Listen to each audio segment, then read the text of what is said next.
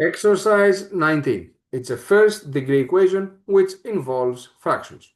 Although we can easily go to our scientific calculator if we have any, or we can even go to Dasmos, I really want you to practice how to manipulate these operations. So I'm going to show you how it's done by hand. Let me begin by writing that again. Lots of you have issues when working with fractions.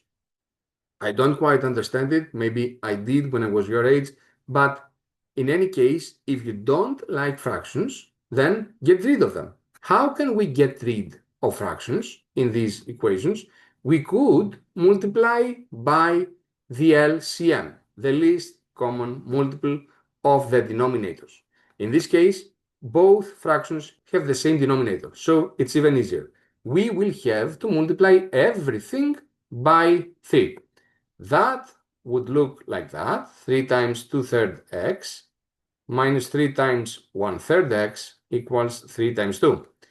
And why did we do that? Because, like we said, we wanted to get rid of fractions. So 2x minus x is 6, which means that x is 6, and that makes B the right answer for this easy exercise.